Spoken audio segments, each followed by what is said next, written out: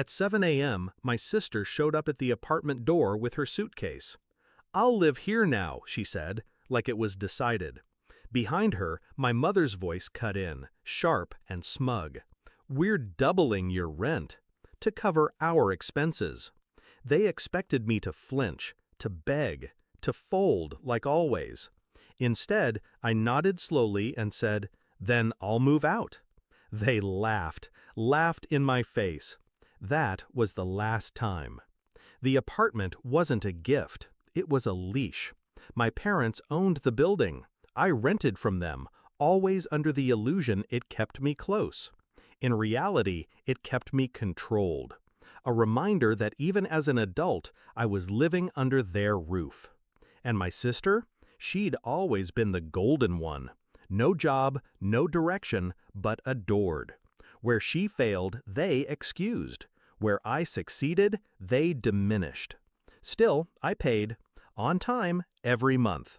I furnished the place myself, turned 4 bare walls into a home. And for a while, I told myself it was enough. But that morning, when they stood there smirking, I realized they never saw me as a tenant, or a daughter, just a wallet they could squeeze dry. The signs had been there, the sudden maintenance fees, the unexplained hikes in rent, the way my sister conveniently started visiting more often, lingering like she was measuring the curtains.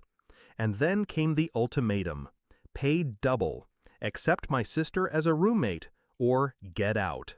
That wasn't family, that was extortion. But instead of rage, I felt something else: clarity. I didn't shout, didn't argue, I simply said, "Fine, I'll move." What they didn't know was that the lease, drawn up years ago when they were careless, listed every piece of furniture, every fixture, every improvement as mine, purchased, maintained, and owned by me. The floors I'd refinished, the appliances I'd installed, the lighting, the custom blinds, even the washer and dryer, all mine. So when I said I was moving out, I meant it. Every last piece of it. The very next day, I rented a truck, 2 movers, paid in cash. We stripped the place bare.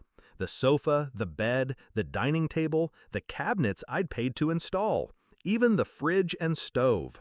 By the time we finished, the apartment looked the way it had when I first signed the lease: hollow, empty, unlivable. I left nothing behind but dust. And then the final touch. I called the utility companies, canceled the accounts in my name. Electricity, gas, internet, water, gone.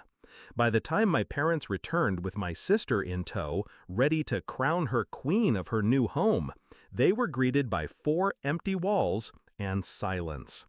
My mother's voice cracked first. What happened here?" I stood in the center of the barren living room, arms folded. I moved out, like I said. My sister's jaw dropped. "But where's the furniture?" I looked at her, calm. "Mine, all of it. Check the receipts." Then I handed them an envelope. Inside, termination of lease, effective immediately. A stack of invoices proving every improvement had been made from my pocket. And, for good measure, a notice from the utilities confirming service shut off. The color drained from my father's face as he scanned the documents. He knew what it meant. Months, maybe years, of repairs before they could rent it again. Money they didn't have. "Enjoy your new apartment," I said softly. "It's exactly what you deserve." I walked out that day without looking back. My new place was smaller, cheaper, but mine. No strings, no chains. My parents had laughed when they thought they had me cornered. My sister had smiled when she'd stolen my space. But now they had an empty shell of an apartment, and I had freedom. Revenge doesn't always come in fire or fury.